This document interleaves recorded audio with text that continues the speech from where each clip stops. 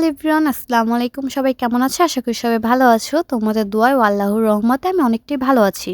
আজকে দুপুরে আমি কি রান্না করলাম তা নিয়ে থাকছে আজকের ভিডিও। আশা করি সবাই সম্পূর্ণ ভিডিওটি দেখবে। তো ফার্স্টে এখানে আমি লাউ ভাজি বসিয়ে দিয়েছি আজকে ডিম দিয়ে। তারপর একটু বাইরে চলে আসছি। দেখো বাইরের আবহাওয়াটা কি সুন্দর, তাই না?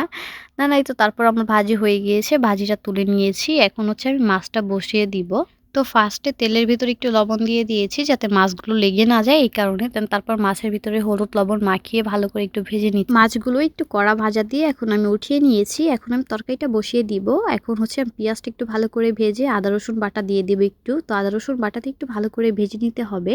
ভেজে নেওয়া হয়ে গেলে এখন আমি সামান্য পানি দিয়ে হলুদের গুঁড়ো, মরিচের গুঁড়ো, জিরে গুঁড়ো, লবণ দিয়ে ভালো করে একটু কষিয়ে নিব। তো ভিডিওটা একটু ফাস্ট করে দিয়েছিলাম। তো কষিয়ে নেওয়া হয়ে গেলে এখন আমার কাটা সবজিগুলো দিয়ে এটাকেও ভালো করে কষিয়ে নিব। দেন আমার এখানে তেমন পানি দেওয়া লাগেনি, কারণ সবজি থেকে পানি বের হয়েছে। আর দেখো আমার মশলা রাখার ডিব্বাটা খুবই সুন্দর, তাই না? আরেকটা জিনিস দেখো, এখানে আমি ধনিয়া পাতা বেছে নিচ্ছি। আর ধনিয়া পাতার ভিতরে কি এসব শাক রয়েছে, এই জন্য ভালো করে বেছে নিতে হয়। তারপর এখানে আমি তরকারিটাও ভালো করে কষিয়ে নিয়েছি। তো তরকারিটা ভালো করে কষাতে হবে, কারণ তরকারিটা কষানোর ভিতরেই সিদ্ধ হয়ে যায় অর্ধেক। তো যত কষাবে ততই মজা হবে। তরকারিটা কষানো হয়ে গেলে এখন হচ্ছে এখানে আমি পানি দিয়ে দিচ্ছি। তো আমি তেমন বেশি পানি দিইনি, একটু মাখা মাখা রাখবো, বেশি ঝোল রাখবো না। তারপর এখানে আমি ধনিয়া পাতা দিয়ে দিচ্ছি। পাতা দিয়ে আমি বসিয়ে রেখেছিলাম। তো কালকে চিকেন খিচুড়ি রান্না করেছিলাম, সেটা ফ্রিজে রেখেছিলাম, আজকে বের করে সেটা খেয়ে নিব।